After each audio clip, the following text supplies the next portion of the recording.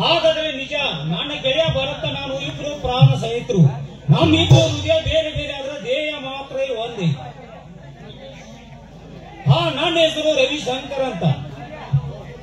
ಹಾಗೆ ನಾನು ಚಿಕ್ಕಪ್ಪನ ಮನೆ ಕಡೆ ಹೋಗಿದ್ದೆ. ಹಾಗೆ ನನ್ನ ಗೆಳೆಯನ ಯೋಗ ಸಂಬಂಧ ವಿಚಾರಿಸಿಕೊಂಡು ಹೋಗ್ಲಿಕ್ಕೆ ಬಂದಿದ್ದೆ. ನಾನು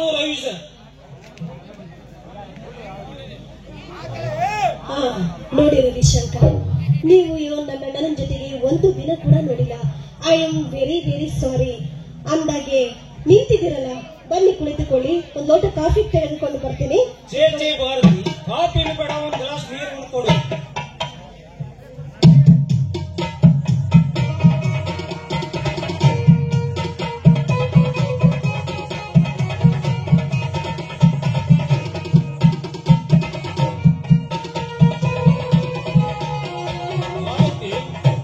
ನಿನ್ನ ಅಣ್ಣ ಭರತ ಪುಣ್ಯನು ಮಾಡಿರಬೇಕು. ನಿನ್ನ ಅಂತ ತಂಗಿನ ಪಡಿಲೈಕಿ. ಕೋಟಿಗೆ ಒಬ್ಬರು ನಿಮ್ಮಂತ ಅಣ್ಣ ತಂಗಿರು ಇರುವುದು ಸಾಧ್ಯ, ಈ ಜಗದ ಮೇಲೆ ಇರುವುದು ಸಾಧ್ಯ. ಭಾರತಿ, ಸಂತೋಷ ಪಡೆದೆ ನಿನ್ನೊಂದು ಮಾತು ಕೇಳಲಿ. ನೋಡಿ ರವಿಶಂಕರ್, ಈ ಊರಲ್ಲಿ ನಿಮ್ಮನ್ನು ಬಿಟ್ರೆ ನಮ್ಮಿಬ್ಬರಿಗೂ ಯಾರಿದ್ದಾರೆ ಹೇಳಿ? ಖಂಡಿತವಾಗಿ ಧೈರ್ಯವಾಗಿ ಹೇಳಿ, ಸಂಕೋಚ ಪಡಬೇಡಿ, ಧೈರ್ಯವಾಗಿ ಹೇಳಿ. ಭಾರತಿ, ಪ್ರೀತಿಸಿದ ಹೃದಯಗಳು ದೂರ ಇದ್ದಷ್ಟು ಪ್ರೀತಿಯನ್ನು ಹೆಚ್ಚಾಗಿ ಒಂದು ಎಲೆಯಾಗಿ ಉಳಿದುಕೊಂಡಿರ್ತದೆ. ನೀ ಎನ್ನುವ ಮನ ಈ ಸದಲ ರೀತಿಯಲ್ಲಿ ಹೊರಗೆ ಕಾಣಿಸೋಕ್ಕಿಂತ ಬಹಳ ಸತ್ಯದ ಸುಸ್ಮದ ದಾರಿ. ಭಾರತಿ, ರವಿ ನೋಡಿ, ನೀವು ಹೇಳುವ ಮಾತು ನನಗೆ ಒಂದು ಅರ್ಥ ಆಗ್ತಿಲ್ಲ ರವಿ, ಒಂದು ಅರ್ಥ ಆಗ್ತಾ ಇಲ್ಲ. ಬಿಡಿಸಿ ಹೇಳಿ. ಭಾರತಿ, ನಿನ್ನೆ ಇರುವ ಒಳ್ಳೆ ಗುಣ ಎಲ್ಲಿ? ನನ್ನ ಹೃದಯ ನಿನ್ನ ಪ್ರೀತಿಸು ಅನ್ನುತ್ತಿದ್ದೆ. ನನ್ನ ಮನ ನಿನ್ನ ಒಪ್ಪಿಗೋಸ್ಕರ ನನ್ನ ಹೃದಯ ಚಿಳಿಪಿಳಿ ಅನ್ನುತ್ತಿದ್ದೆ. ಭಾರತಿ, ಮೇಲಾಗಿ ನಾನು ನೋಡಿ ರವಿಶಂಕರ್, ನಾವು ಬಡವರು, ನಿಮ್ಮಂತ ಶ್ರೀಮತಿಗೆ ನಾವು ಅಂತಸ್ತಿಗೆ ಕೂಡ ಸರಿಸಾಟಿ ಇಲ್ಲ ರವಿಶಂಕರ್, ಸರಿಸಾಟಿ ಇಲ್ಲ. ಅಂತ ಮಾತಾಡುತ್ತಿದ್ದಿ ಭಾರತಿ. ಪ್ರೀತಿ ವಿಷಯದಲ್ಲಿ ಮೇಲೆ ಕೆಳಗೆ ಎಂಬುದು ಈ ಪ್ರಶ್ನೆನೇ ಬರಬಾರದು. ಅದು ಅಲ್ಲದೆ ನನ್ನ ಪ್ರಾಣ ಸಹಿತನ ತಂಗಿ ನೀನು. ನೋಡಿ ರವಿ, ಆದ್ರೂ ನನ್ನ ಅಣ್ಣನ ಜೊತೆ ಕೇಳಿ ನಿಮ್ಮ ಜೊತೆಗೆ ಕೈ ಜೋಡಿಸಿ ಕೇಳಿಕೊಳ್ಳುತ್ತೇನೆ. ಭಾರತಿ, ಹಾಗಾದ್ರೆ ನೀನು ಒಪ್ಪಿಕೊಳ್ಳುವಿಯಾ? ಆಗಲಿ, ತಮ್ಮ ಆಸೆ ಅಂತ ಖಂಡಿತವಾಗಿ ಒಪ್ಪಿಕೊಳ್ಳುತ್ತೇನೆ. ಆಗಲಿ, ನಿಮ್ಮ ಇಷ್ಟದಂತಲೇ ಕೂಡ ನಾನು ಹಾಡು ಹೇಳುತ್ತೇನೆ.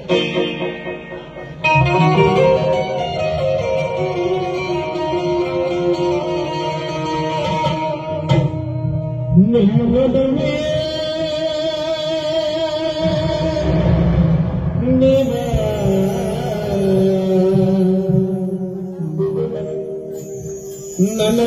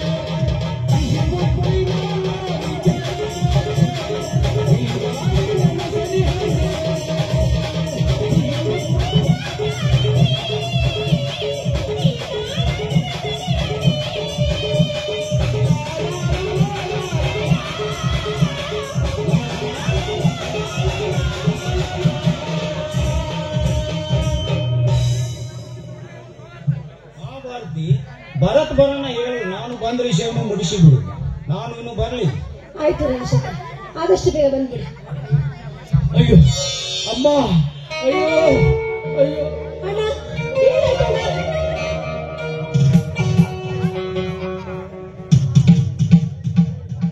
ಅಣ್ಣ, ಏನಾಯ್ತಣ್ಣ? ನಿನ್ನ ಮೈ ಕೈಗೆಲ್ಲ ಭಾರತಿ, ಈ ನಿನ್ನನ್ನು ಮರೆತು ಬಿಡಮ್ಮ.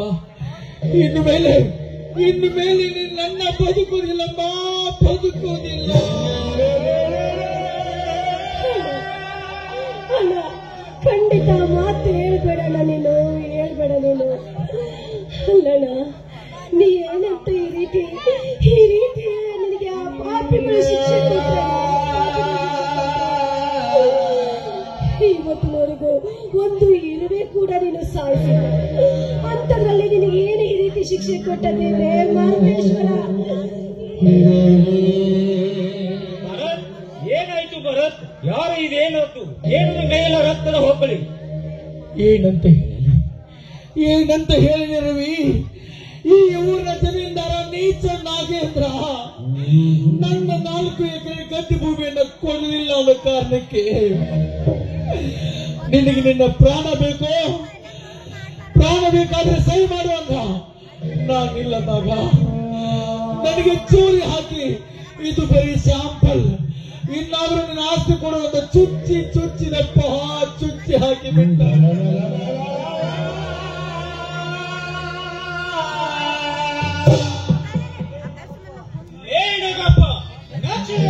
ಕಟ್ಟಿಕೊಂಡು ಕೋಟಿ ಪಾತ್ರ ಒಳಗ ಕೋಟಿ ಆಡುವ ಇಸನ್ನಾಗ ಸ್ವಲ್ಪ ನೀನಾಗತ್ತದೆ, ನಾನು ಬರೀ ಶಂಕರನಾಗ.